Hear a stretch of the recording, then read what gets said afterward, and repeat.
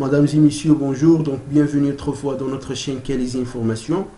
Tout d'abord, et comme d'habitude, je vous invite tous à s'abonner dans notre chaîne et d'activer l'alarme pour que vous puissiez voir les vidéos partagées à temps. Alors aujourd'hui, nous allons continuer notre formation intitulée Maîtrise statistique des procédés MSP ou SPC en anglais. Donc la formation sera animée et organisée par Mohamed Zine. Donc c'est un ingénieur industriel senior avec 8 ans d'expérience dans le domaine industriel. Il est notamment un chef département qualité, sécurité, environnement dans une société. C'est un auditeur qualifié ISO 9001 et ISO 14001 version 2015. C'est un formateur dans le domaine qualité, production, logistique, maintenance industrielle, gestion de stock, etc. Donc tout ce qui est relatif à l'industrie. Donc aujourd'hui, nous allons faire la troisième partie de notre formation dans laquelle nous allons voir avec vous comment mettre en place notre démarche MSP, comment utiliser ou bien comment élaborer les cartes de contrôle, comment les utiliser pour améliorer la production, ainsi comment réussir le projet, généralement le projet de MSP, comment calculer les limites de contrôle supérieures, inférieures, etc. Donc on va voir tout ça dans cette formation. Donc bienvenue et on commence notre formation d'aujourd'hui. Alors, comme toutes les démarches, bien sûr, afin de commencer une démarche MSP, donc nous allons besoin de la première étape qui consiste à préparer cette démarche. Donc, la préparation de cette démarche commence par la première phase qui a pour objectif de préparer les personnes, les actions engagées. Donc, la préparation des personnes et les actions engagées commence par la confirmation de l'engagement de la direction. En effet, pour mettre ce projet de la MSP, nous avons besoin des ressources matérielles, des ressources humaines, des ressources financières, etc. Donc, automatiquement, nous avons besoin de l'engagement de la direction. Ensuite, on doit constituer une équipe donc, de pilotage et on doit ensuite former cette équipe, bien sûr, des objectifs de la MSP, comment les utiliser, comment on peut mettre cette démarche, comment on peut réussir aussi ce projet, etc. Ensuite, on doit informer les futurs utilisateurs de la méthode, donc surtout par exemple les agents de contrôle, les agents de production, les opérateurs, etc. Parce que ce sont les acteurs et les intervenants qui vont utiliser les cartes de contrôle au cours de la production. Donc voilà. Ensuite, on doit accepter la remise en question des habitudes en matière de matériel. Donc, on doit savoir en matière de matériel quels sont les comportements des machines, quels sont les comportements de procédures, quels sont les comportements des procédés aussi, comment maîtriser les procédés, bien sûr, dans les notions de matières premières, des main-d'œuvre, des méthodes, etc. La deuxième phase, toujours dans la préparation de la démarche, donc c'est l'identification des produits, des processus prioritaires. En fait, pour réussir le projet, c'est mieux de commencer par un processus ou bien un procédé qui peuvent réussir ou bien qui peuvent motiver les autres processus à réussir cette démarche. Donc voilà, c'est pour ça on doit choisir généralement un produit ou bien un processus stratégiquement motivant pour la réussite.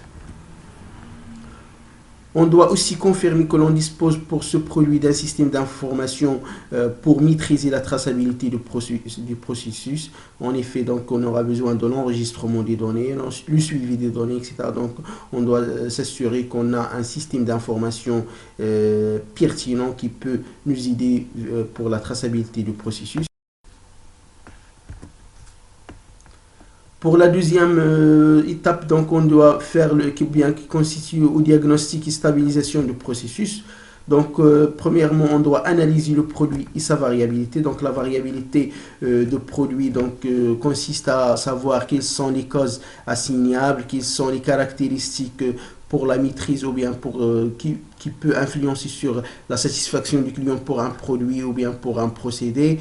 On doit aussi rechercher quels sont les moyens pour évaluer ces caractéristiques, quels sont les instruments utilisés, quelle est la valeur aussi nominale et les limites de tolérance de ce produit. Généralement, pour la valeur nominale et les limites de tolérance, on peut les savoir généralement en utilisant les normes produits, ou bien ce sont des valeurs qui sont très connues, donc on va voir ça. On doit aussi analyser les défauts affectant la qualité de produit, bien sûr, en se basant soit à l'analyse interne ou bien en se basant sur les retours du client. Donc voilà, pour savoir quels sont les défauts affectant la qualité de nos produits objets de ce projet. On doit aussi analyser chronologiquement, ou bien on doit analyser le suivi chronologique pour chaque produit pour déterminer les variations, donc les variations soit à cause assignable ou bien à cause commune. Donc on a déjà vu ça dans la première partie de notre formation MSP. Et ensuite, on doit évaluer les aptitudes actuelles du processus. Donc, pour l'évaluation des aptitudes, donc, il consiste à calculer les capacités de procéder, les capacités machine, donc CP, CM, CPK, CMK. Donc, on a vu ça dans la deuxième partie.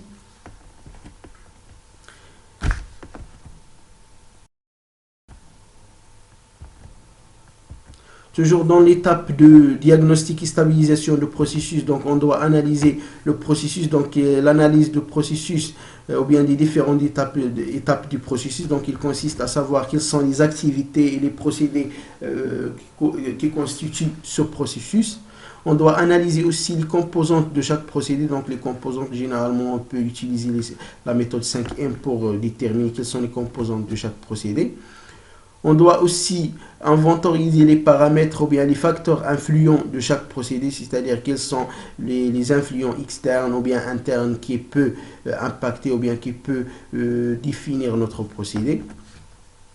On doit aussi analyser les relations cause-effet entre caractéristiques de procédé ou bien produit et paramètres procédés. Généralement aussi, on peut utiliser la méthode cause-effet ou bien 5M ou bien le diagramme de Ishikawa.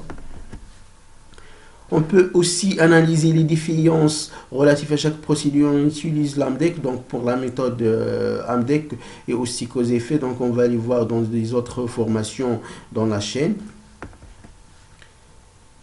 Et ensuite, on doit identifier s'il existe des causes assignables et déterminer les moyens de prévention ou de réaction pour éviter ou bien pour résoudre les problèmes dus aux causes assignables.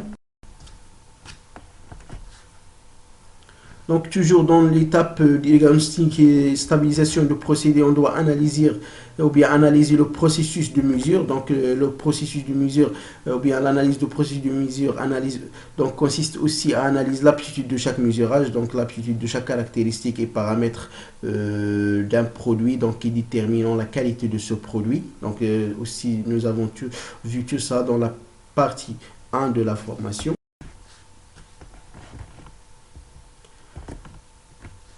Nous devons aussi analyser le système d'information et d'action sur le processus, donc en décrivant les moyens d'information pour la traçabilité de chaque caractéristique. Donc, voilà, soit par exemple en utilisant un système informatique, soit par exemple l'automatisme ou bien des ressources humaines pour l'enregistrement des données, etc. On doit aussi analyser les délais de réactivité, c'est-à-dire le cycle de détection, de décision d'une action, le suivi de réalisation de cette action, l'efficacité de cette action, etc. Ensuite, on doit corriger les dysfonctionnements identifiés pendant les étapes 3.1. Donc, c'est-à-dire si nous avons détecté des problèmes ou bien des dysfonctions lors des étapes précédentes, on doit les corriger. Donc, on invente des mesures préventives en réponse à chacun des défauts et risques. On doit aussi mettre en place des mesures complémentaires pour mettre le processus à l'abri des pannes, des erreurs humaines, des variations de matières premières, des mesures de défaillance. Dans cette partie-là, donc on peut aussi utiliser les capacités, soit de machine ou bien de procédé, pour savoir est-ce que les actions ou bien est-ce que la correction des dysfonctionnements est efficace ou non. Donc on peut recalculer autrefois ces indicateurs de performance donc voilà les CP, les CM, les CPK, etc. Donc on a déjà vu ça aussi dans la première partie. On doit ensuite fiabiliser le système de mesure et d'information en cas d'une anomalie ou bien en cas de dysfonctionnement. Ensuite, on doit évaluer les nouvelles aptitudes du processus. Donc, nous avons vu aussi ça dans l'étape 7. Donc, on doit recalculer ces indicateurs afin de savoir est-ce qu'on est dans le bon chemin ou non. Donc, est-ce qu'on est en bonne action, est-ce qu'on a mis en place des actions qui sont vraiment efficaces ou non. Donc, voilà, on doit réévaluer les nouvelles aptitudes du processus. Ensuite, l'étape 3 qui est, on doit mettre le processus sous contrôle, c'est-à-dire on doit choisir déjà les paramètres clés ou bien les paramètres les plus pertinents qui définit la qualité du produit. Généralement, comme j'ai dit, donc soit on peut les définir en interne ou bien à partir des retours des clients, parce qu'il y a des paramètres qui définissent la qualité du produit pour les clients. Donc voilà, il y a des clients qui réclament l'une des paramètres. Donc voilà, l'un des paramètres. Donc voilà, on doit se concentrer sur ce paramètre-là. Donc, comme j'ai dit, donc on va choisir les paramètres les plus pertinents en relation avec les caractéristiques essentielles, donc accessibles, mesurables et réactifs. Déjà, pour réussir le projet ou bien pour installer la méthode MSP, on doit généralement donc se baser sur des caractéristiques qui doivent être mesurables.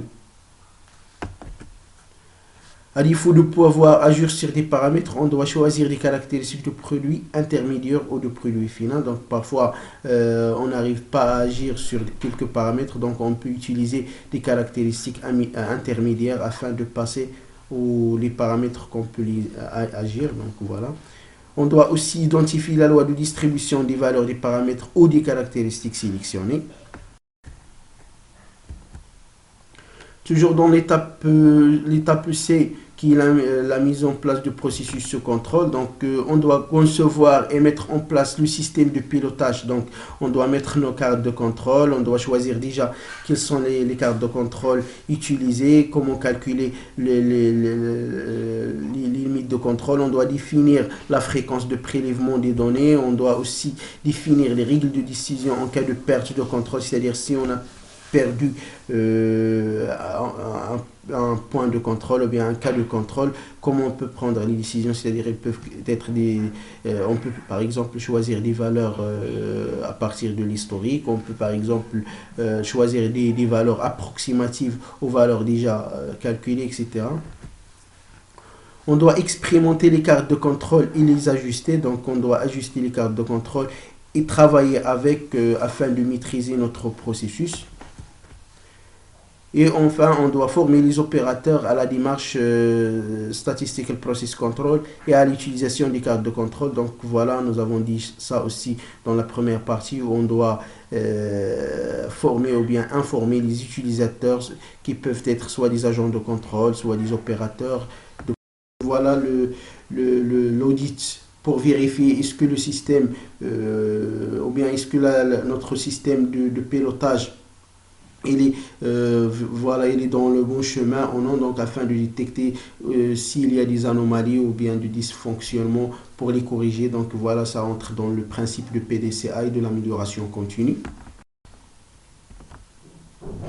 Toujours dans le maintien et l'amélioration du processus, on doit améliorer l'aptitude de procéder. Donc, comme nous avons vu dans la partie 2, qui consiste au calcul des aptitudes ou bien des capacités des machines et de procédés, on doit mettre en place des groupes d'amélioration du processus parce qu'on doit toujours aller dans le chemin de l'amélioration continue afin d'avoir des capacités qui sont très élevées, soit au niveau de capacités machine dans le cas où on travaille juste pour une machine ou pour un procédé tout entier dans le cas où on travaille sur un procédé. On doit aussi maintenir la recherche de solutions pour stabiliser le processus et pour réduire la variabilité. Nous avons vu aussi ça dans la première et la deuxième partie comment mettre des solutions pour réduire la variabilité, pour rendre, ou bien pour avoir un système, ou bien un processus stable. Donc voilà. Alors, après avoir vu donc comment suivre ou bien comment réaliser la démarche ou bien comment réussir la démarche de MSP, maintenant nous allons voir comment implanter la méthode MSP. Donc dans cette partie-là, nous allons voir la planification ou bien la première partie qui est la planification de maîtrise statistique de procédé. Ensuite, on va voir quelle est l'étude préliminaire à faire pour réussir aussi l'implantation du MSP. Ensuite, on va voir comment valider les limites de contrôle, soit les limites de contrôle supérieures, inférieures, après le choix bien sûr des cartes de contrôle à utiliser. Ensuite, on va voir comment utiliser les cartes de contrôle, ou bien la MSP dans la production.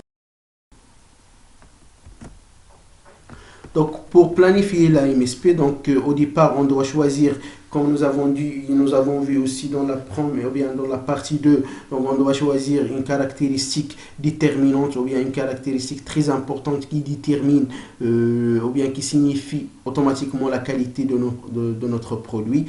Comme j'ai dit, donc on peut par exemple avoir une caractéristique, ou bien on peut choisir une caractéristique soit en interne, soit à partir des réclamations et des retours des clients. Il faut avoir aussi une caractéristique qui est mesurable, donc voilà, qui peuvent, ou bien avec laquelle on peut mesurer une variation dans les produits fabriqués. Généralement, on peut utiliser plusieurs caractéristiques, mais donc il ne faut pas dépasser généralement afin de maîtriser le procédé ou bien la méthode. Donc on peut de préférable de ne pas dépasser trois caractéristiques généralement pour assurer le contrôle du procédé, parce que tant que le nombre est très élevé, tant que le contrôle ou bien l'assurance de contrôle est un peu compliqué. Donc voilà. Il faut définir aussi la mesure qui sera effectuée. Donc voilà, on doit définir comment mesurer cette caractéristique, quels sont les équipements nécessaires à utiliser. Donc par exemple, lorsqu'on parle d'une caractéristique d'une dimension, on peut utiliser le mètre, on peut utiliser par exemple la balance pour une caractéristique relative à un poids, etc.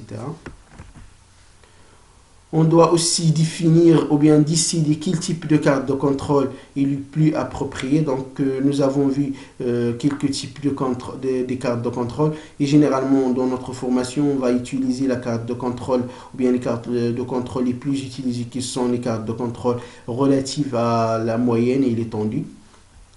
Ensuite, on doit définir aussi quelle est la taille de l'échantillon, la fréquence de l'échantillonnage. Donc, et généralement, donc, on doit avoir un ensemble des valeurs qui ont entre 100 à 125 valeurs. Donc, on peut utiliser des tailles entre 2 échantillons jusqu'à 5 échantillons avec des fréquences de l'échantillonnage qu'on peut les définir soit par rapport à la quantité ou bien la cadence de la production d'une machine ou d'un procédé, soit par exemple en utilisant le choix chronologique, c'est-à-dire après un nombre d'heures de production, etc. Donc voilà, nous allons vu aussi ça dans la partie plan d'échantillonnage, donc pour déterminer la fréquence d'échantillonnage. Ensuite, on doit former le personnel de production sur les objectifs, la méthodologie à suivre, les interprétations de la carte de contrôle, comment les utiliser, comment calculer aussi la moyenne des échantillons, comment interpréter les résultats obtenus. Donc voilà. Donc toujours dans l'objectif de mettre en place la MSP, donc on doit passer par une étude préliminaire. Donc l'étude préliminaire permettra de recueillir les données ou bien les valeurs nécessaires pour le calcul des limites de contrôle. Donc déjà, comme j'ai dit, donc on doit se baser dans notre formation sur la limite de contrôle ou bien sur les cartes de contrôle moyen étendu. Donc généralement, on doit prendre un ensemble des données entre 100 à 125 données. Pour arriver à ça, donc on peut utiliser une taille des échantillons ou bien une taille de prélèvement de 5 échantillons avec 20 à 25 prélèvements, donc pour avoir 100 à 125 valeurs. Il faut juste ajouter que lors de la prise de prélèvement, on ne doit jamais essayer de minimiser les variations, c'est-à-dire on doit laisser ça jusqu'à la fin de la méthode. Sinon, on va tomber soit par exemple dans le fait de trop serrer les valeurs ou bien les limites de contrôle, et dans ce cas-là, on peut avoir des valeurs qui sont hors les tolérances ou bien hors les limites de contrôle, pourtant ils sont des valeurs conformes. Et aussi, on ne doit pas agir sur les causes assignables, etc. Sinon on va tomber dans le fait d'élargir donc les limites de contrôle, et dans ce cas-là, on pourra avoir des valeurs ou bien des caractéristiques voilà, des mesurables qui sont dans les limites de contrôle ou bien dans la tolérance de contrôle. Or, ils sont non conformes. Donc, c'est pour ça qu'on doit éviter à minimiser les variations ou bien à réagir sur les causes assignables lors du prélèvement. Donc, on doit laisser ça jusqu'à la fin des mesures. Donc, voilà. Ensuite, on doit valider les limites de contrôle. Donc, généralement, pour valider les limites de contrôle, il suffit de vérifier les valeurs ou bien les valeurs recueillies avec les limites de contrôle. Si nous avons trouvé qu'il y a une valeur ou bien qu'il y a une caractéristique mesurée qui dépasse les limites de contrôle, donc dans ce cas-là, on doit revérifier ou bien revoir les méthodes ou bien revoir notre démarche. Sinon, donc, dans le cas où les valeurs bases ou bien les valeurs qui sont la base de calcul des limites de contrôle se trouvent tous dans la tolérance ou bien entre l'intervalle limite de contrôle inférieur et limite de contrôle supérieur, dans ce cas-là, donc, on peut valider voilà, les limites de contrôle. Donc voilà. Ensuite, dit que les limites de contrôle sont validées, on peut les utiliser dans la production. Donc, une fois les limites de contrôle validées, on peut s'en servir normalement en production. Donc, pour cela, on peut utiliser la feuille des relevés, et aussi on peut utiliser les deux graphiques. Donc, le graphe ou bien donc le graphique relatif à la tolérance ou bien à la limite de contrôle inférieure et supérieure de la moyenne, et le graphique relatif à la limite de contrôle inférieure et supérieure pour l'étendue. Donc voilà, on prend pour l'utilisation de la production, on prend la taille de l'échantillon. Par exemple, dans le cas où on travaille avec une taille de prélèvement de 5 échantillons, donc on prend les 5 échantillons après chaque fréquence de contrôle, on calcule les limites ou bien on calcule la mesure de cette caractéristique ou bien de caractéristiques choisies pour chaque échantillon. Ensuite, on calcule la moyenne et l'étendue pour chaque prélèvement. Donc voilà pour les 5 échantillons de chaque prélèvement. Donc celui-ci les utilise normalement lors de la production, c'est-à-dire qu'à un intervalle régulier. Donc il prélève le nombre d'échantillons déterminés, mesure la caractéristique, note les résultats obtenus, fait les calculs appropriés de la moyenne et l'étendue, et trace les points sur le graphique. Donc après le calcul des valeurs de la moyenne de l'étendue, donc voilà, on trace ces points dans les graphiques, et on voilà, donc et on obtient des résultats. Donc l'opérateur prend action si nécessaire, c'est-à-dire dans le cas où il y a des valeurs qui sont hors de la tolérance, ou bien hors de l'intervalle limite de contrôle inférieur et supérieur. Dans ce cas-là, il doit arrêter la production et réagir, sinon il peut voilà, continuer sa production. Donc voilà. Ensuite, l'étape 5, donc, on doit analyser les données. Donc, l'AMSP génère généralement une multitude de données sur le procédé, donc, qui peuvent être utilisées pour améliorer celui-ci. Donc, pour cela, il est bon compiler de façon périodique les résultats obtenus. Donc, voilà, généralement, on peut analyser les données en utilisant les cartes de contrôle, surtout pour l'équipe pilotage. Donc, de temps à l'autre, il doit revoir les limites de contrôle afin de mettre des actions, surtout ce sont dans le cas où il y a des actions ou bien des grandes actions qui peuvent dépasser la capacité de l'opérateur. Voilà, donc ceci permettra de faire ressortir des principaux problèmes, bien sûr en utilisant l'analyse ou bien la résolution problème, les méthodes de résolution problème, afin de mettre des grandes actions pour réussir le projet et pour rester dans l'amélioration continue.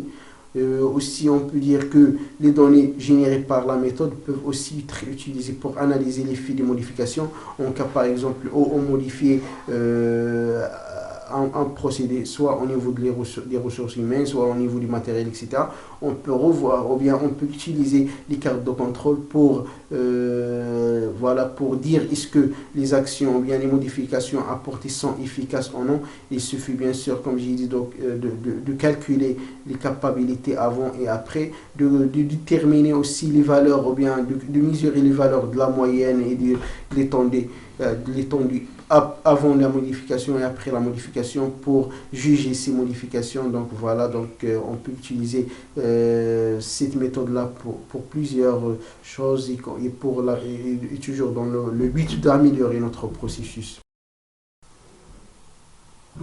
Donc maintenant, on va passer à un exemple dans lequel on va implanter une carte de contrôle. Donc comme j'ai dit dans notre formation, nous allons se baser sur des cartes de contrôle moyenne étendue. Donc la carte de contrôle moyen étendue comporte généralement comme les autres, à part les cartes de contrôle attribuées, donc il comporte 4 parties.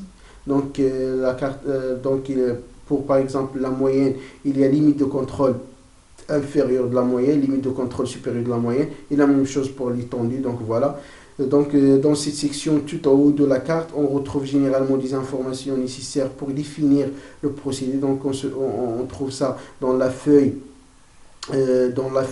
des relevés. Donc on peut trouver la désignation du produit, donc on peut avoir aussi l'identification du procédé, la machine, donc la valeur nominale, la limite ou bien la tolérance supérieure, la tolérance inférieure. On peut même ajouter des autres informations comme l'appareil utilisé, l'unité de mesure, etc. Donc toutes les informations qui peuvent nous servir bien sûr pour suivre les résultats. Donc on peut les ajouter dans la feuille des relevés ou bien dans la carte des contrôles.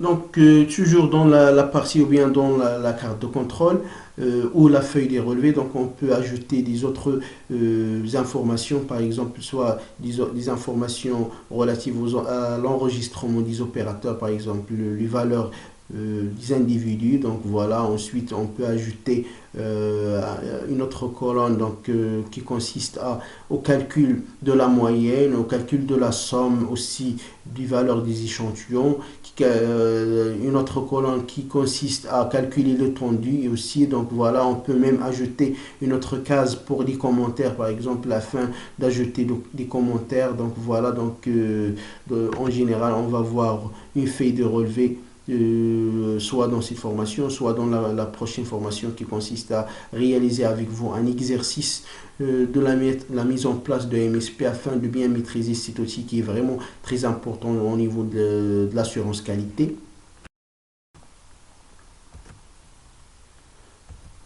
Donc voilà, généralement pour les graphiques, pour la moyenne, pour l'étendue, donc les deux graphiques ont les mêmes caractéristiques, mais généralement on peut utiliser une carte des contrôles dans laquelle on met en haut la moyenne, donc le graphique de moyenne, et en bas l'étendue. Donc voilà, au départ de chaque graphique, on retrouve 3 lignes. Donc pour chaque graphique, il y a la limite de contrôle inférieure, la limite de contrôle supérieure et la moyenne. Il faut juste ajouter une information. Généralement pour l'étendue, donc on trouve dans la limite de contrôle inférieure une valeur est égale à 0.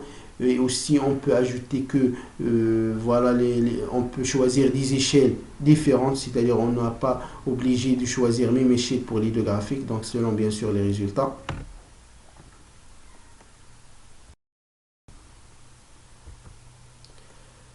Donc pour la préparation d'une carte de contrôle, donc on va voir l'étape de recueil des données, ensuite le calcul des moyens et des étendues. Donc pour chaque échantillon, bien pour chaque prélèvement qui comporte un ensemble des échantillons, on calcule les moyennes et les étendues.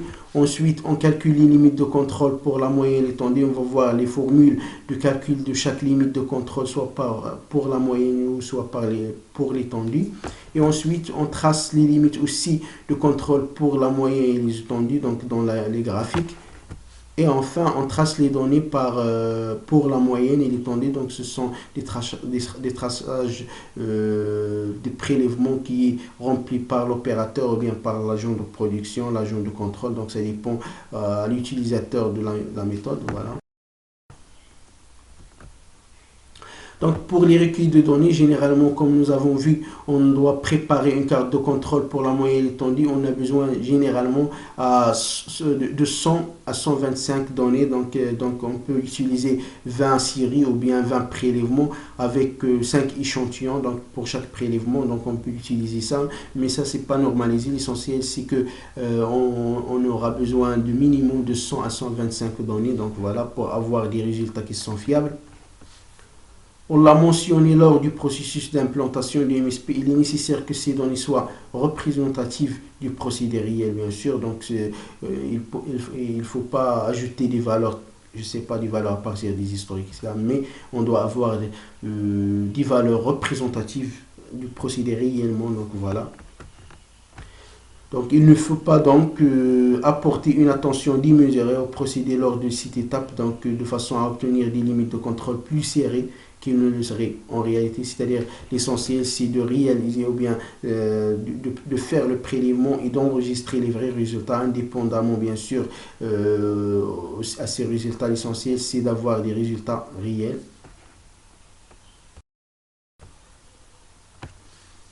Donc, pour le calcul des moyens et l'étendue, donc pour chaque série de données qui ont été recueillies, on est alors en mesure de calculer la moyenne, donc la moyenne que l'on peut définir en tant que x de bar ou bien pour la moyenne, et pour l'étendue R bar. Donc la moyenne est obtenue en additionnant les 5 valeurs individuelles en divisant par 5. Donc généralement la moyenne c'est la somme des valeurs des échantillons divisée par le nombre des échantillons, et dans ce cas là on a dit qu'on prend une taille de 5, donc voilà, donc généralement c'est la somme des valeurs des échantillons divisée par 5.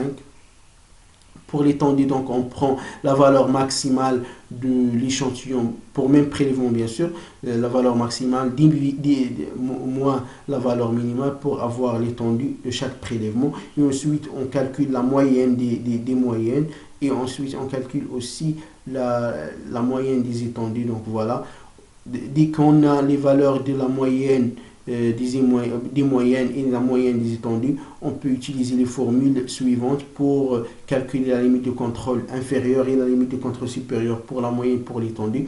Donc voilà, par exemple pour la moyenne, donc nous avons la limite de contrôle inférieure est égale à la moyenne des moyennes moins A2 fois l'étendue ou bien la moyenne des étendues, et la limite supérieure c'est la moyenne plus A2 fois l'étendue. Donc avec la valeur A2, il est donné dans un tableau. Donc ce sont des valeurs fixes qui dépendent de la taille des échantillons. On va voir ça dans le tableau suivant. Ensuite, pour la formule pour l'étendue, la même chose. Donc généralement, comme nous avons dit, donc la limite inférieure de l'étendue est égale à 0. Mais nous avons ici une formule, donc LCR, donc la limite de contrôle inférieure de l'étendue est égale à D3 fois R. Et on va voir dans un tableau aussi que D3 est égal à généralement 0. Donc, voilà, LCIR donc, est égal à toujours 0. Et la limite supérieure, donc c'est D4 fois R bar qui est l'étendue ou bien qui est la moyenne des étendues. Donc voilà, généralement la valeur A2, D3 et D4 ils sont donnés dans ce tableau. Donc voilà un tableau qui contient donc les valeurs de A2, D3, D4. Donc ce sont des valeurs qui dépendent à la taille de l'échantillon. Par exemple, si nous avons pris un prélèvement de 5 échantillons, nous avons A2 est égal à 0,577. Si on prend par exemple un nombre ou bien une taille d'échantillon qui est égale à 4, donc nous avons une valeur A2 de 0,729. La même chose pour D3 et D4, donc généralement D3 comme vous avez vu donc est égal à 0, donc la limite de contrôle inférieure de l'étendue est égale à 0.